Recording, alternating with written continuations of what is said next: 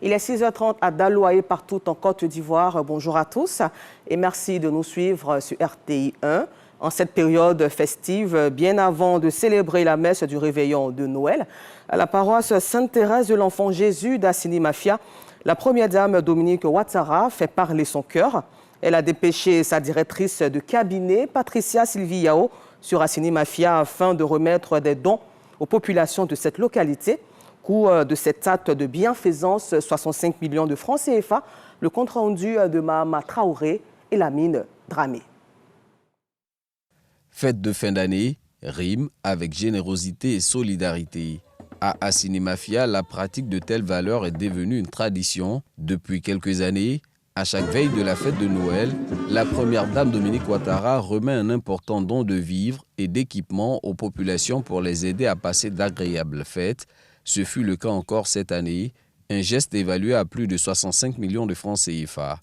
Cette présence en toute simplicité, avec nous, est la preuve de son humilité, mais aussi et surtout de son attachement à notre village, dont elle est l'une des filles.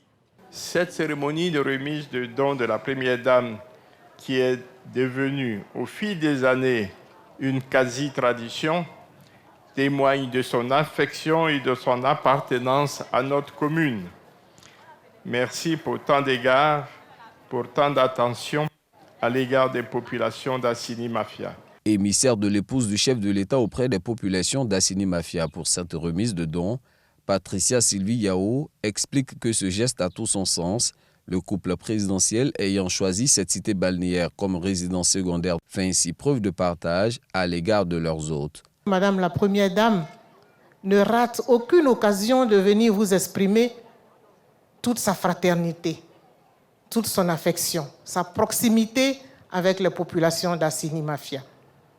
Et cette fête de Noël est toujours l'occasion renouvelée pour elle de venir réaffirmer cet engagement fort, l'attachement aux populations d'Assini, mais au-delà d'Assini, du département d'Adiaké et de toute la région du Sud Komoué. Une partie de ces dons est destinée à la paroisse Sainte-Thérèse de l'Enfant Jésus d'Assini Mafia. Cette église reçoit également de la Première Dame un véhicule de type 4x4, une dotation complémentaire à la rénovation complète de ce lieu de culte par le chef de l'État à hauteur de 350 millions de francs CFA. Et dans la région de Gbeke aussi, Noël est une fête chrétienne qui rime avec cadeaux et générosité. Des organisations et âmes généreuses se mobilisent pour apporter la chaleur de la fête à travers des collectes de vivres et des dons aux orphelins, aux démunis que vous verrez dans ce reportage de Laure Goretti et Charles Tatou de RTI Boaké. Quelqu'un peut donner un peu d'oignon, tomates, chacun donne ce qu'il peut.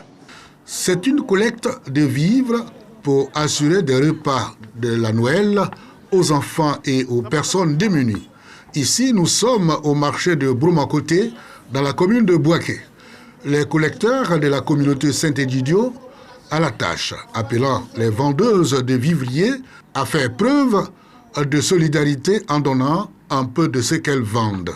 Saint-Egidio est aussi une association chrétienne. Nous sommes ici pour demander de l'aide, pour aussi soutenir la générosité des bonnes âmes. Parce que la communauté n'a pas assez de moyens. Nous faisons des cotisations pour ce repas. Nous avons demandé tout ce qu'on peut utiliser là pour ce repas.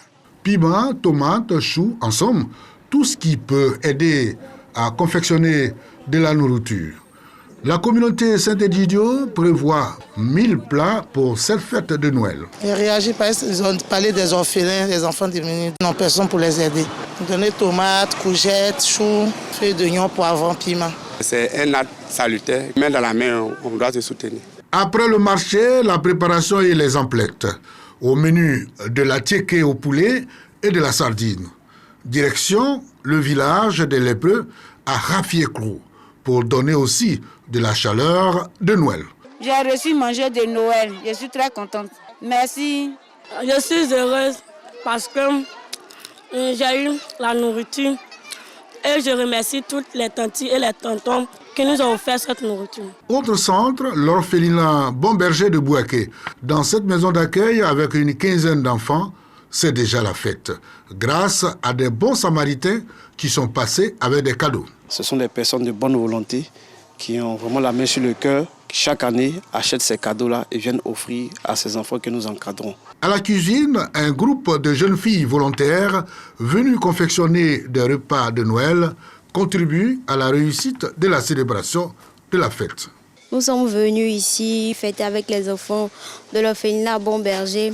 On a mis de l'argent ensemble pour pouvoir réaliser cette activité-là. De la nourriture, des jeux aux enfants, des cadeaux. À l'orphelinat, la maison des bébés de Notre-Dame de la Visitation de Boaké, les dons de vivres et non-vivres sont à l'actif d'un collectif d'artistes qui inscrit son action de solidarité dans le cadre de la caravane Décembre en or. On a décidé d'initier ce projet parce qu'on est fils de Boaké. C'était une façon aussi de dire qu'au-delà de la musique, il faut aussi donner un peu d'espoir, un peu de sourire aux enfants. C'est un sentiment de joie de voir que des artistes de Côte d'Ivoire dans le domaine du reggae qui ont pensé à associer leur concert à la bonne cause des enfants de la pouponnière. La Noël est la fête chrétienne célébrant la naissance du Christ. Une occasion pour offrir des cadeaux aux enfants. Et on poursuit ce temps d'information en faisant un petit tour dans les magasins et grandes surfaces qui étaient en effervescence. Les parents ont préparé activement la fête de Noël, une période essentielle pour les commerces. Et cette période est aussi l'occasion pour certaines personnes de se faire un chiffre d'affaires à travers le business de l'emballage des cadeaux. Ange Parfaite Awa à Médiarassoua. L'emballage des cadeaux, une activité florissante en cette période de fête de fin d'année. Les abords des magasins grandes surfaces ne désemplissent pas. Dames et hommes s'empressent de ranger les cadeaux de leurs clients dans des coffrets paquets aux couleurs de la fête. Oh, vive le vent, vive le vent, vive le vent d'hiver qui s'en va sifflant sous. J'ai choisi de faire mon emballage ici avec les dames parce qu'elles sont vraiment très bien habillées. Solange s'est spécialisée dans l'emballage des cadeaux et présents. Elle exerce cette activité depuis 6 ans. Joyeux, joyeux Noël, aux mille bougies qu'on chante vers le ciel. Je trouve que la fête est belle, il y a du monde, on attend ce que les clients viennent emballer. Et nous sommes très contents, nous sommes fiers de recevoir les clients. Et puis par la grâce de Dieu, en tout cas, ça va. Bernadette, étudiante en BTS, a constitué une équipe d'une dizaine de personnes. Par jour, ils reçoivent des centaines de cadeaux emballés. Le prix varie entre 500 et 2000 francs CFA selon le format du cadeau. Moi, j'ai commencé ce mois de décembre. Ça fait 2 semaines maintenant que je suis ici. Comme actuellement, je ne fais rien, donc j'ai profité de venir chercher un peu ici, le temps d'avoir un autre coin. On peut emballer 600, 700, 800, ça dépend de la clientèle. Des cadeaux bien emballés, les parents peuvent rentrer à la maison. Ils pourront créer l'effet de surprise chez leurs enfants. Je suis venue acheter les cadeaux pour mes petits-enfants. Je les emballe parce que ça fait l'effet de frufru, ça fait joli. Bon, quand on met autour du sapin bien emballé, c'est festif. Mais j'emballe les cadeaux tout simplement à cause de la magie de Noël. Voilà. Et ça fait plaisir quand on donne un cadeau qu'il a emballé, il y a l'effet de surprise. Parce que la personne qui reçoit ne sait pas ce qu'il y a à l'intérieur.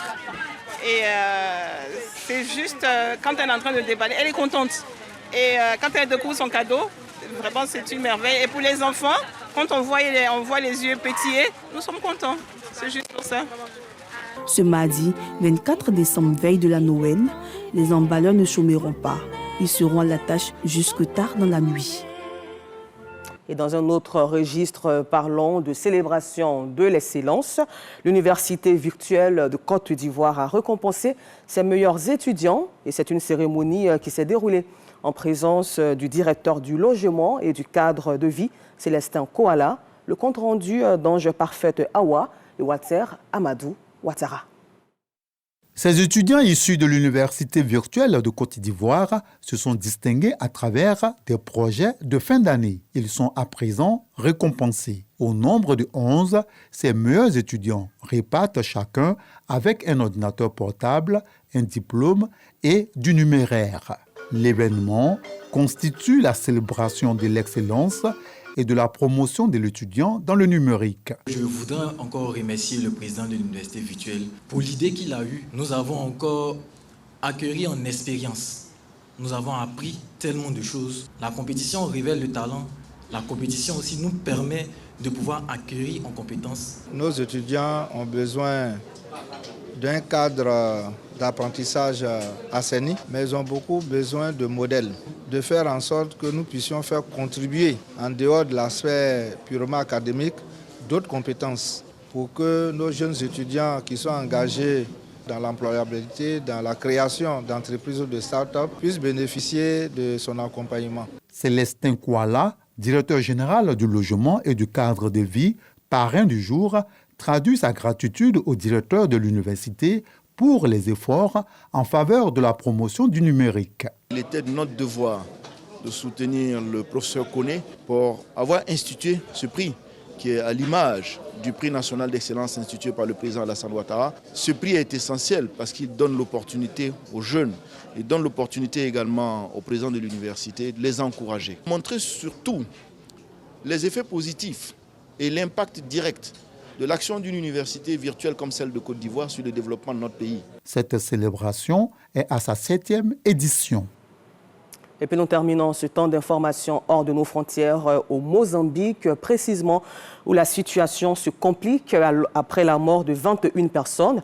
Dans des manifestations, le gouvernement a confirmé dans la soirée du 25 décembre une évasion massive d'une prison de haute sécurité près de Maputo. Plus de 1500 détenus se sont évadés dans l'après-midi dans des conditions qui restent à déterminer. Une évasion qui intervient alors que le pays connaît de nouvelles violences depuis le lundi 23 décembre et la confirmation par le Conseil constitutionnel de l'élection de Daniel Chapo à la tête du pays avec 165% des voix. Il faut souligner que c'est une œuvre de l'opposant Venancio Mondlane qui appelle ses partisans à toujours manifester depuis l'étranger. Encore merci à vous de nous avoir suivis. Moi, je vous donne rendez-vous à 23h pour un nouveau temps d'information. Restez sur RTI 1 pour suivre Matin Bonheur à 7h.